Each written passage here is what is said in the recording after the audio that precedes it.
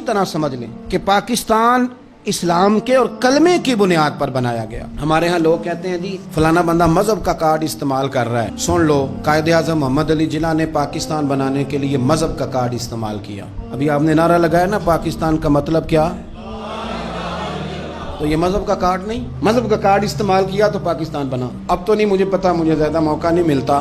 जब सिर्फ हम पाकिस्तान टेलीविजन ही देखते थे ना, PTV, तो जब 14 अगस्त करीब आता था तो कायदे आज़म के छोटे छोटे कॉल टीवी पे आते थे और वही किताबों में भी दर्ज हैं। बिल्कुल पाकिस्तान टेलीविजन में नशर करता था। पेशावर यूनिवर्सिटी में पाकिस्तान बनने से चंद साल पहले, 2-3 साल पहले कायदे आज़म का खिताब हुआ। नौजवानों ने पूछा, पहला सवाल, बस 2 सवाल 2 जवाब सुन लें। जितने मुसन्निफीन आए कायदे आज़म पे लिखने वाले, ये सब ने लिखा है। तालिब इल्मों ने पूछा मोहम्मद अली जिन्ना से कि सर आप ये बतलाइए पाकिस्तान कब बनेगा, तो कायदे आज़म कहने लगे ये तो उस दिन बन गया था जिस दिन पहला हिंदू कलमा पढ़ के मुसलमान हुआ था।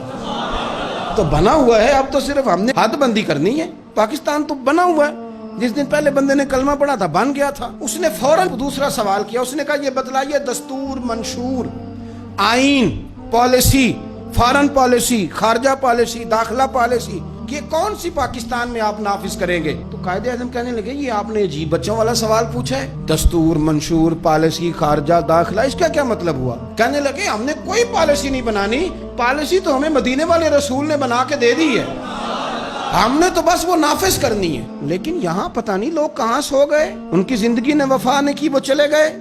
यहाँ आज ब्यूरोक्रेट को खतरा है कि दीन नाफिज ना हो जाए, ताजर को खतरा है कि दीन नाफिज ना हो जाए, इतनी दौलतों का हिसाब देना पड़ेगा।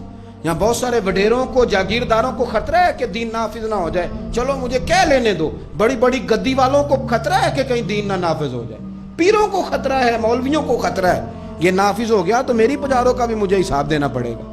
इंशराह सदर ही नहीं, हम मुखलिस ही नहीं इस काज के साथ। मैं बड़ी खुले दिल के साथ बात करता हूँ कि अगर ये सारे गद्दियों वाले भी जो बहुत सारे असेंबलियों में बैठे होते हैं और अपने अपने लीडरों की तारीफें कर रहे होते हैं, तुम बुजुर्गों की औलाद हो, तुमने बुजुर्गों के नाम पर वोट लिए, इज्जतें पाई, और आके सियासी लोगों की तारीफ करते हो, इससे आधी तारीफें भी तुम मदीने वाले रसूल की करते तो तुम्हारी दुनिया भी बन जाती और आखिरत भी बन जाती। तुमने पैदाइश कहाँ की, खाया किसका और तुमने निभाया किसके साथ, इस कदर देरोंगी।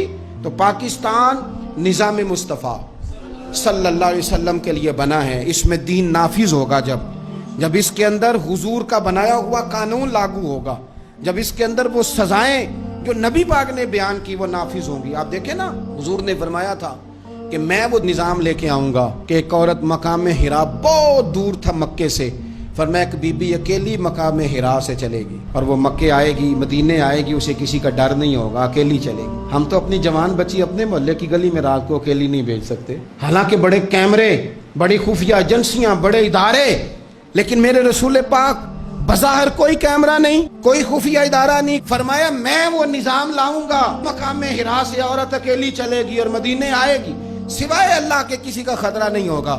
जनाब अबू हुरैरा कहते मैंने सुन लिया था, मैं मुंतजिर था कि वो वक्त आए। फिर जनाब उमर का जमाना, एक बीबी आई, वो ऊंट पे बैठी है और अपनी गोद में उसने गठड़ी कपड़ों की रखी है। फरमाते हैं जब मस्जिद नबी के बाहर उसने ऊंट बिठाया, मैं नहीं कोई और बात कर रहा था, पूछा कहाँ से आई हो, कहने लगी मकाम हिरा से। अकेली आई हो कि कोई साथ था, कहने लगी अकेली थी। का किसी ने कुछ कहा तो नहीं, कहने लगी कुर्बान जाऊं मदीने वाले नबी के निजाम पर। किसी ने आंख उठा के नहीं देखा, रोटी तो पूछते रहे, पानी तो पूछते रहे, सोने को जगह तो देते रहे, पर सारे मेरे इज्जत की नामूस के मुहाफिज रहे। हजरत अबू हुरैरा कहते हैं बीबी उस बंदे से बातें कर रही थी, मेरी आंखें छम छम आंसू बहा रही थी और मेरे जुबान से बार बार निकल रहा था अल्लाहुम्मा सल्ले अला मुहम्मदिन व अला आले मुहम्मद सल्लल्लाहु अलैहि। और साहिबो याद रखो, अभी तक बरादरी का सिस्टम है, अभी तक ऊंच नीच है, अभी तक लोग कहते हैं ये फलानी बरादरी तो ये फलानी बरादरी। मेरे रसूल पाक सल्लल्लाहु अलैहि वसल्लम ने वो निज़ाम दिया कि जिसमें हजरत उस्मान गनी को उनके भाइयों ने, कज़नों ने मीटिंग पे बुलाया और बुला कर तुझे कल भी बुलाया था, तू आया ही नहीं, अच्छा तू हमारा भाई है। तो उस्मान गनी कहने लगे तुमने बाप दादा के नाम पे बुलाया था तो मैं आ गया था, वरना भाई भाई वाली बात कोई नहीं। क्या मतलब? फरमाने लगे तुम नहीं मेरे भाई, तुम मेरे नबी का कलमा ही नहीं पढ़ते। मेरा भाई तो वो बिलाल है जो हबश का रहने वाला है, وہ میرا بھائی ہے اس لیے کہ وہ میرے رسول کا کلمہ پڑھتا ہے۔ یہ ایک برتن میں کھانا کھایا کرتے تھے ابو ذر غفاری اور بلال حبشی، یہ سردار اور یہ غلام ایک برتن میں انہوں نے روٹیاں کھائیں، ایک دوسرے کے ساتھ وقت بتائے، صبحیں اور شامیں ان کی کٹھی گزری، میدان جہاد میں اور امن میں یہ اکٹھے رہے، مصطفیٰ کے وصال پر یہ ایک دوسرے کے گلے لگ کے روئے، عشق رسول ان کا سانجا، محبت ان کی سانجی۔ یہ والا ماحول پاکستان میں دینے کے لیے پاکستان بنایا گیا تھا۔